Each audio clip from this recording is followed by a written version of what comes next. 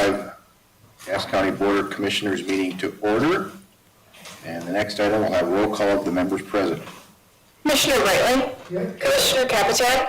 Here. Commissioner Greenberg. Here. Commissioner Vettel. And Commissioner Flacco. Present. Quorum. Item 3, Commissioner Capitan, would you like to lead us in the pledge? Yes, sir. I pledge allegiance to the flag of the United States of America and to the republic for which it stands, one nation under God, indivisible, with liberty and justice for all.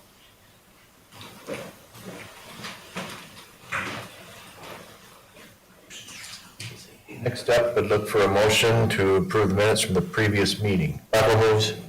Second. Moved and seconded. Discussion. Hearing none, all those in favor signify by saying aye. Aye. Carries. Next would be order of the agenda. What are your wishes? Move to approve. Second. Moved and seconded. Discussion. Hearing none, all those in favor signify by saying aye. Aye. Motion carries. Next, discussion and motion to accept approval of the consent agenda. So moved. Second. Second. Discussion. Hearing none, we'll take the roll. Commissioner Capitan. Aye. Commissioner Greenberg. Aye. Commissioner Flacco. Aye. Commissioner Brightling. Yes. Okay, we're going to move to the regular agenda, but before we do item 1, I'm going to call on Judge Webb to provide a few remarks. Thank you. Chair Greenberg, Vice Chair Flacco, Commissioner Capitan. I'm on the clock. Commissioner Capitan's had me on I'll go fast, I promise, right? Commissioner Brightling, Commissioner Vettel, in regards to this matter, wanted to take a few moments to say thank you to the taxpayer first and foremost, but you as their elected representatives for, as has historically happened for the last 3 decades that I've been a part of this building as a county employee and now as a state district judge over the last 2 decades plus. Appreciate the efforts, the work, the resources that are provided by the county taxpayer to provide for us, the judiciary, the third branch of government. We don't have a purse to serve the citizens. We're all serving the same folks. I appreciate that. I thank you for that. Other folks, Commissioner Peterson, former Chair Peterson, was instrumental in the courtroom right above us right now that's used today by Judge Youngren. I was not using it. I was using 201, but 200 was used today by Judge Youngren. We're using it. It's appreciated by the sheriff. I'm sure the state's attorney appreciates the space. They're growing, ever growing. These are problems, but they're also items that you folks have provided solutions for. I, as the most senior judge in the state of North Dakota, Commissioner Brightlin's going to not believe that, but I'm the most senior judge in the state of North Dakota. So on behalf of the judiciary, on behalf of the Chief Justice, I wanted to take a moment to say thank you. It matters. I've had the privilege and the pleasure of serving back when I was Assistant State's Attorney, providing advice to wonderful commissioners, including, for example, Commissioner Wieland, on building expansion of this courthouse, remodeling, repurposing, best serving the taxpayers in the best way that we can. I've been an elected official for decades, voted on by many folks, including Cass County residents. This group, I appreciate. You folks are taking care of us. You're balancing, hey, taxpayer dollars matter. Judiciary takes space. We all know that we take space, right? I'm a state employee here in a building that's run by the county, but we're all serving the same taxpayers. The courtroom that you folks have approved, that prior commission has approved, including former Chair Peterson, which I again want to thank publicly, is going to be used. It'll be used, it'll be serving the public well. Whether it's criminal proceedings, the sheriff matters to the sheriff. Appreciate Sheriff John and his support of this. So I wanted to come and say thank you. It's been a pleasure to be a part of every building project for the last 30 years in this building, in this complex, and I was proud to be part of the remodel. It was difficult, and I want to say thank you to Robert and the IT people. They were inconvenienced, to say the least. It's not easy for you folks to spend money of the taxpayers. This was well spent. This will be well used. I promise you that, and I want to thank you folks for being a part of this and allowing for us to use the space, or remodel the space, repurpose the space for something that will be used for decades and decades to come. Mr. Wilson was very helpful. Thank you for all your input. But again, it's to thank the commission, chair, vice chair, and commissioners. You folks represent the people. The people have spent their money well. I want to thank the people through the representatives, you folks. Thank you very much. Have a wonderful day. I'm back upstairs doing the people's work, and I know you have much work to do here. Go put your robe on, go to work. I will get my robe on. Have a great day. Thank you, folks. Thank you. Commissioner Flacco? Does the commissioner on occasion have whatever someone says put in the minutes verbatim?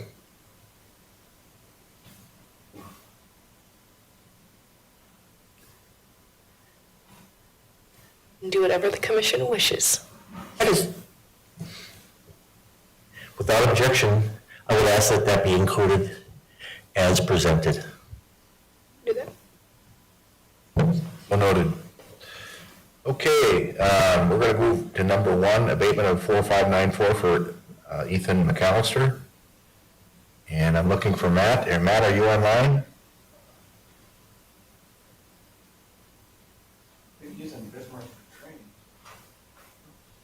Mr. Wilson, do you want to attempt to? Mr. Chair, I think either I or Taylor could take this. What I would tell you is I would simply point the commission to the memo that Mr. Stanger did provide. It's rather short. I'll just read it. The appellant has requested a decreased value for the 2025 tax year due to the condition of the subject property. The appellant cites roofing, pavement, and garage issues, as well as interior mold as the basis for this request. The City of Fargo has reviewed this request and approved an abatement of $77,700 to reduce the 2025 certified value of the property to $106,000. The appellant has accepted this property value analysis, having reviewed the City of Fargo's comparison of market values for fair quality properties. I agree with the revised assessment of value at $106,000, with the suggested motion being approve the abatement request and adjust the 2025 certified value as submitted by the City of Fargo. Again, I will take that as the position of our tax equalization office as represented in the motion that he shared with our office and included in the packet. Questions for Robert and/or a motion? Mr. Chairman, I move to approve the abatement request and adjusted 2025 certified value as submitted by the City of Fargo. Second? Discussion? And I would just say, Capitan? by looking at the picture, I would almost say that it would be hard pressed to even think that that place is even worth what it's being assessed for. Other comments? And then we'll take the roll.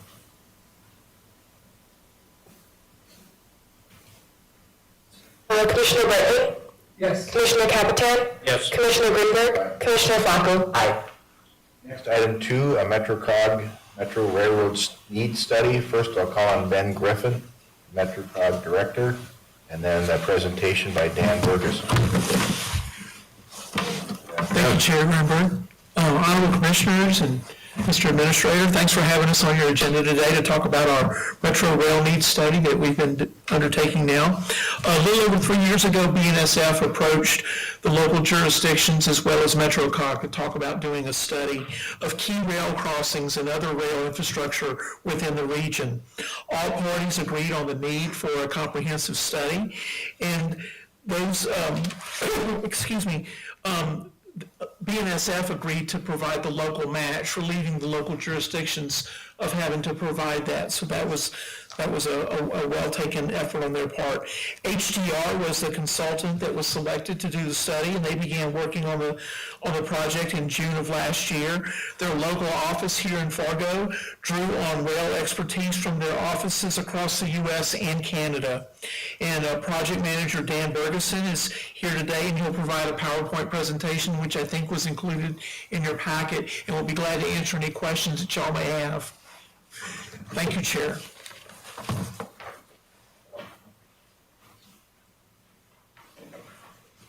Yes, thank you, Chair, Honorable Commissioners, and Administrator. Yeah, we can get to the next slide.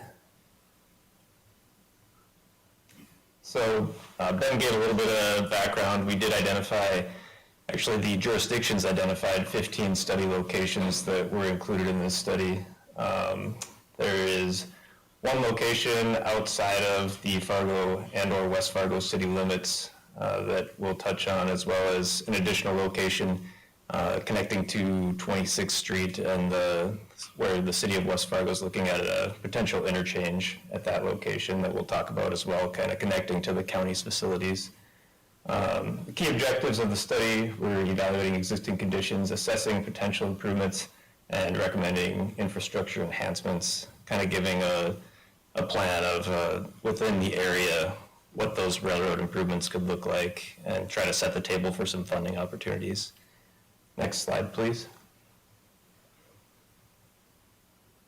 So we did have a pretty extensive engagement effort. We had a study review committee as well as a stakeholder committee. We met with them multiple times throughout the study. We had a pop-up event at the Fargo Dome during the annual Kiwanis Pancake Carnival. Thank you to the Kiwanis Club for allowing us to be there. There was also a craft fair that was going on as well. We got some good foot traffic and some input. That's where that picture is from in the entry of the dome. We also had another event at the Rourke Museum in Moorhead. That was a pop-up event, and we had official public meetings in all jurisdictions, West Fargo, Fargo, Moorhead, and Dilworth. Next slide. We'll get right into the preferred alternatives. This is up at 40th Avenue and 93rd Street.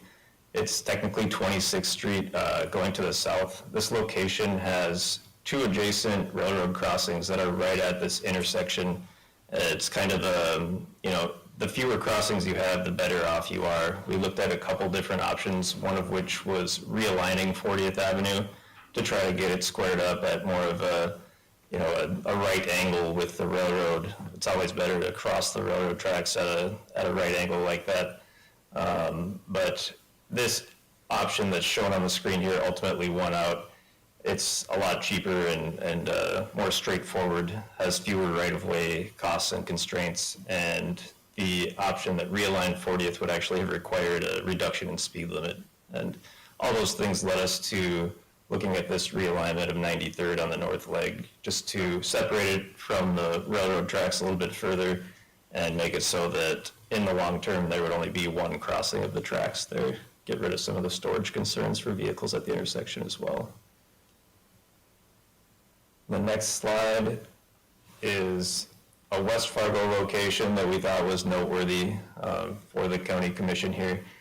Just noting that the 26th Street corridor being studied, there's actually a separate study that MetroCog is wrapping up as well currently right now, and that was for the 26th Street area. It's called the West 94 Area Transportation Master Plan, I believe, or something like that.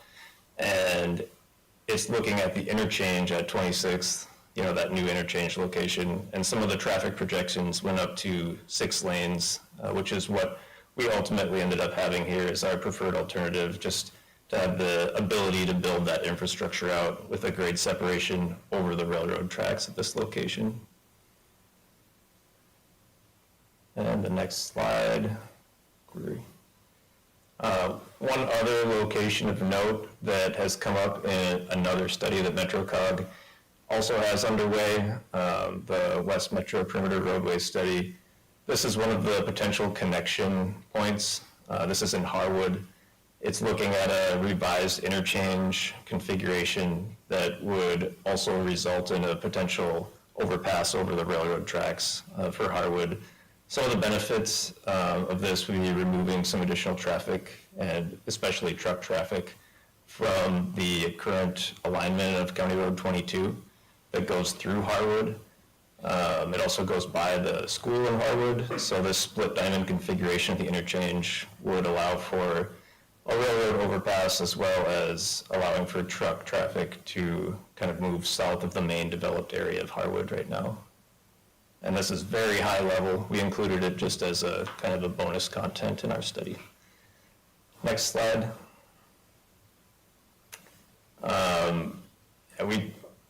between the study review committee and the stakeholder committee, we sent out a survey to have them state what their top priorities were and kind of help us to get this evaluation criteria matrix, the multiple county evaluation, we called it. And emergency service access was definitely one that rose to the top, as well as the magnitude of project benefits. So we kind of used this weighted system when we were scoring all the different alternatives that we had within the metro area that were in the study. I think the next slide, we're wrapping things up. I'd like to thank you all again. You go back to the West Metro Perimeter Roadway Study? The Harwood slide? Yeah, the Harwood slide. Yep. I'm just curious, and Commissioner Bredling, I'd look to you, you've got a strong history and knowledge of, obviously, rural Cass and all the work you've done in your career. What would be driving a decision to spend money? I'm assuming this yellow is illustrated as an access point to avoid Harwood, but go east on 22 and then overpass system? I'm just curious, where did this originate from? Whose idea was it? Because doesn't the present path work?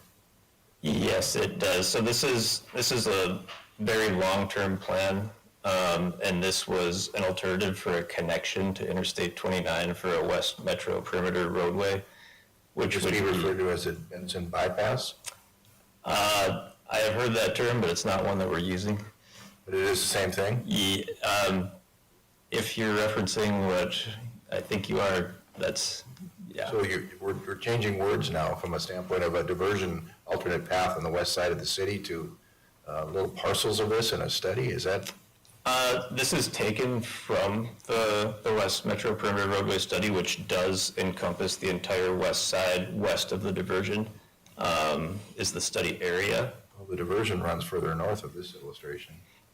Yes, so that roadway would be looking at connection points back to Interstate 29, and Harwood is one of the potential connecting points for that, is how this location was brought into it.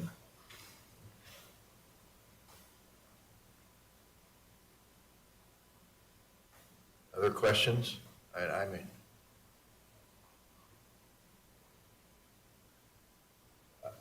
go ahead, Commissioner Bradley. 20 or 30-year thought process with this location. Yeah, this is definitely long-term, as is that whole perimeter roadway study. Well, yeah, appreciate that. No, I certainly understand that. I just, we have a challenge keeping the roads we have intact, and then, I'm always cautious of, you make a step forward one day, and the next day it's another 3 bites of the apple, and the next day it's 5 bites of the apple, and pretty soon 10 years from now, you've got an obligation that's committed that, outside of the growth of Fargo, and certainly in this case with Harwood. Anyway, I'm just, it's just a comment. So, Any other comments? Isn't that all that, the new IT or? My digital will be on the right side of that screen, or that picture down to where that box is. Southeast. Where that black box is, it'd be kind of just a little south of that, right in there. Oh, right in this area? Yeah. I thought it was further north. I will say that we included this as it's one of the only other areas that was particularly, of the interest of the county. That's why it's in the slides here, just to put it on your guys' radar, mostly. Further comments?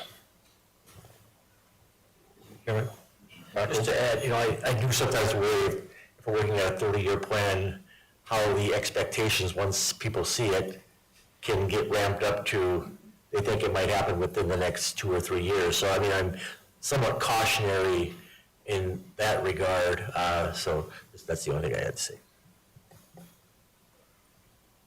Yeah, I concur. This is titled a railroad study, and now we're talking about future road around the west perimeter with the diversion and easements and land we have. It doesn't seem like it's holistic, but any other comments? Do we have action item on this? No, Okay, thank you. Thank you. if there's a motion at all, it would be to receive the report. Receive the plot, which is. Not been completed Huh? yet, which has not been completed yet. Is this? I'm confused now, even more so. Yep, so MetroCog studies typically go through this concurrence process, and it's, right now, there is no action required from the board. And currently, our public comment period ended last Friday, so we're just wrapping things up here. So when will the study be complete? Prior to the end of the year, should be.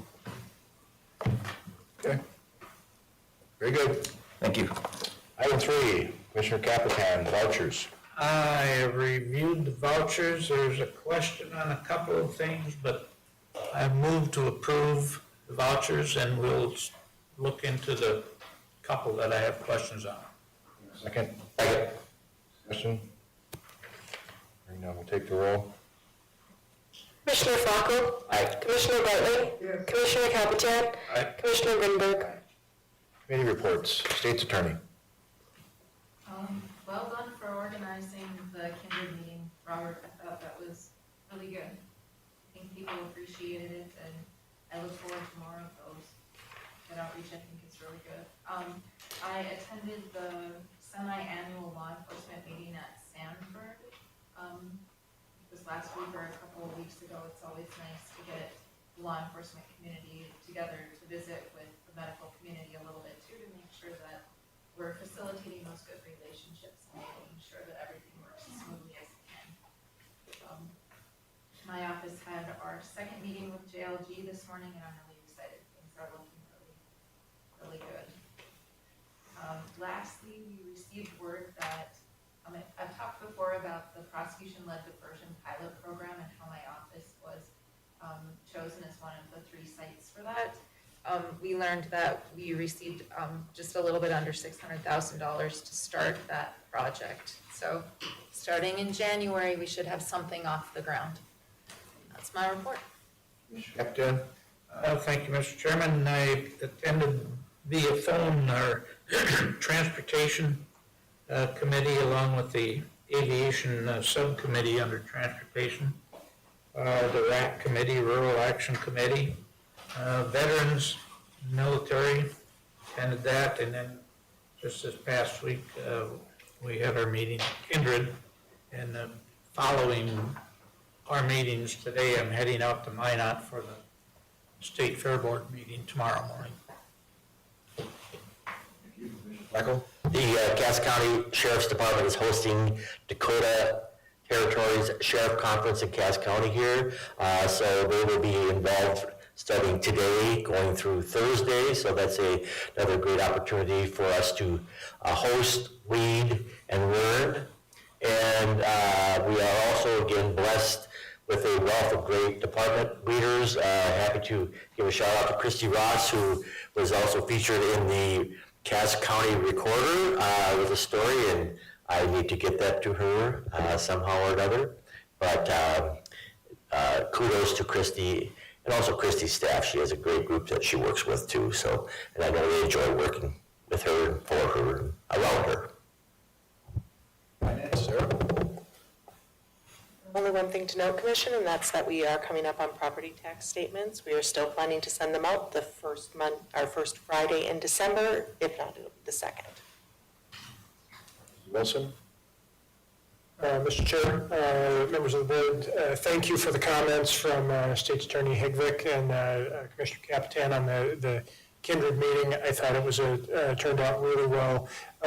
Specifically appreciate the comments from a number of commissioners at the meeting, recognizing department heads and the fine work that county offices do. Very much appreciate that, and I think the residents of Kindred appreciated the meeting, and yes, we'll look forward to additional meetings. I just want to brief the board that I had the opportunity on Friday morning to go out with our highway engineer, Kyle Litchie, and tour a number of the different projects that his crews have been working on over the course of the year.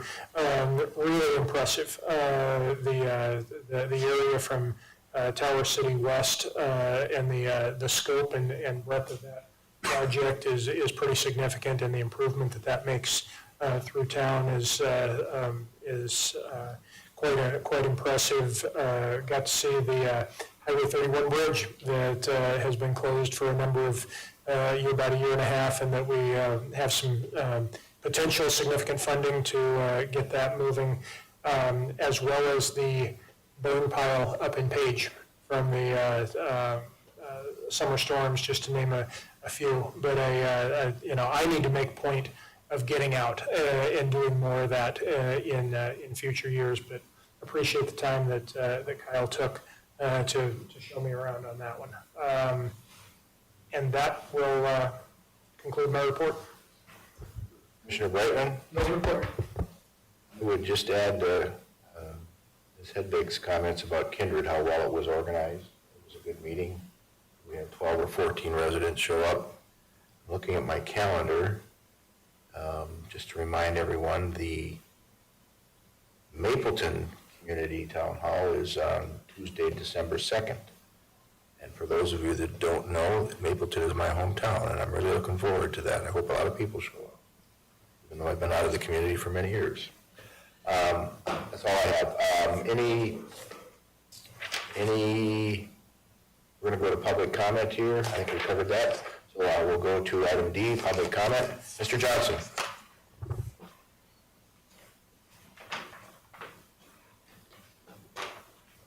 The microphone is yours. Oh, I'll talk for hours on the right subjects. Thanks for hearing about me. I live on County Road 20, the dust capital of the world, and I'm here to see if you guys can lower the speed limit right in front of my farm. Like my neighbors that live on township roads, they have a 25-mile-an-hour speed limit. On mine, 55 means 80 to a car and 75 to a loaded semi. Well, I've had semis since 1988. I've had a trucking company. They take 535 feet to stop loaded at a normal speed. And there's no lag time in there. You add lag time in there, my house is 100 feet from the road. I don't even like staying in that house. Can you imagine, just in here, this is probably what, 50 feet, 70, 60 feet? Just imagine a loaded semi going by at 65, 75 miles an hour and you're trying to sleep. It just doesn't work. And now, I don't know if any of you guys know, I heard of Richard Boyle. He's my ex-father-in-law. Well, he just died, but when he retired from Excel Energy, he went out to Rapid City. His house was completely demolished by a semi, but he lived through it. He just happened to be in the other end of the home. So it does happen. And it's getting to be more frequent because people are driving faster now for some reason. A lot of these people are unqualified. Last year I had a semi break right in front of my house. And the guy came in, he was from Guatemala, couldn't speak a bit of English, not one bit of English. And it's like, these people are driving all times of the night or day, a lot of them are inebriated. The sheriffs come out there, well, they can't have any bite in them because of the speed limit. You know, they see a sheriff coming, they'll slow down to the speed limit. So if we can get that lowered a little bit there, they can sit right in my driveway and maybe pick up some of these people and slow down, because it seems to be the same people all the time. Constantly. You know, and a lot of them are semi-traffic. A lot of these semis now are licensed for 88,000, so they run triaxles. So an 80,000-pound semi, I would say a good 1/4 to 1/3 of the semis going by my farm now are licensed for 88,000, and the stopping distance even less. And I had one go by Sunday morning at probably 80 miles an hour, a semi, because they run the scale right there. They go around and they miss the scale. And now, you know, if you run up to town 22, that's my old skinny dipping days up there, right where that cuts across in the river. We used to do that in the 70s. But anyway, I would really appreciate it because ASN has taken really good care of me this summer. As far as they have the road right in front of my house to the east and then to the west, the county has, and there have been several accidents right in front of my house. The road grader will vouch for that, where I was sitting talking to him one day, and a car came right along and ran into my side-by-side. It was a young kid, he was all stoned, took off, never did catch him. So it can happen. I don't know what the odds are, but I'd be willing to pay for my own speed control in there. just to keep it to where I can keep these people down from speeding. I mean, my house just shakes. I spend half my time in the winter just patching up sheetrock from where it cracks from the house shaking. It's gotten worse for some reason. I don't know if it's because of the diversion right there, you know. I think the traffic count has increased as well. Oh, right now it is. The semis going by there. Some days there'll be 200 semis loaded going by there. Today there are ones going down the township road, wrecking the township road, which I've been taking care of because they're loaded side dumps and belly dumps, taking the wrong way because they're putting so much gravel out there for all that diversion work. And the rocks. I mean, some days there'll be 200 semis going by there. And Loaded. outside of harvest, is that still an increase? No, the harvest is pretty much the same amount of trucks, but the trucks are all bigger now. They're not just tandem axle trucks anymore. These are big 3-axle rear semi, you know, they're all licensed and who knows what's in there. Are you saying they're going on County Road 20 to alleviate going through the way station? A lot of them do, yeah. Oh yeah, that's been standard procedure. Any truck coming down I-29 north, they'll take off on, most of them skip County 22 because you guys have spent a fortune on 22 and most people won't travel it, it's in bad shape. They come down to County 20 and go down to the Mapleton Road, come out there and around. If they're going west, that's the way most of them go. So that's pretty common knowledge. Then you know they're overloaded. Well, that and a lot of other things, you know, it's just to get away from the traffic. Mr. Flacco? Mr. Johnson, just a point of clarification, because you threw a few numbers in there, some were serious, some weren't, I think, you know. Is the speed by your place 55? Well, it's an unmarked gravel road, which is 55 statewide. Yeah. There's a loop that goes through the Cheyenne River that's 45, and that, people speed through there too. Okay, thank you. So if you could lower it that way, I can get the deputies out, they could actually do something, you know, pick somebody up. And that's all it usually takes with people, especially with a CDL license, if they haven't already been confiscated by the federal government. A lot of them have over the last couple of weeks. Kyle Litchie, our county engineer, is here. I'm going to ask him to visit with Sheriff Johnner and maybe come back with just a overall review of your concern. We just finished and we approved the 5-year road advisory plan here at 2 o'clock today. I made a comment that, you know, I just mentioned that, you know, down in Marge Warner's place where I worked as a kid, I remember conversations about paving County Road 20. Oh, they'd be doing 100 miles an hour then. Many, many years ago, and when you look at in my opinion, you look at the overall traffic flow and the access points north of I-94, and your point with the, you know, the speed, paving is certainly going to not Stop the dust, because it's dust is an issue too. Certainly would, it's an arterial, in my opinion. You just demonstrated that with your testimony. So, any other comments or questions from Mr. Stewart? We generally don't provide Q&A with public comment, but I do appreciate your sincerity and your genuineness. Well, I've been around this area. I was a mailman from 1982 on. I'm a retired mailman, truck company and a farmer and all kinds of stuff, so I'm busy. And they used to sell chickens to you in the 70s, if you remember. This man was recruited by Mr. Osborne at the University of Nebraska when he was in high school. Yeah. And he was an outstanding football player. And he had a problem that summer Appendix with broke. major appendectomy. And he lost almost 100 pounds. And they pulled a scholarship. Well, I could have went the year after that. By then, we had the flood in 75, and that just totally wiped out my dad. He didn't have crop insurance, so that basically drove him bankrupt. So it was Those were the best chickens we ever had. interesting summer. I'll sell you some trucks. Appreciate you coming in, Stuart. Yep, thank you. Thank you. Kyle, do you note that? Okay. Yep. And you can count, you'll get a follow-up from us in a Okay, few. thank you. Okay, any other items on our agenda, Taylor? We're going to adjourn now and then go to our informal planning session in the room next door here, so I'd entertain a motion to adjourn. Session, hearing none, all those in favor signify by saying aye. Aye. We are adjourned. Thank you.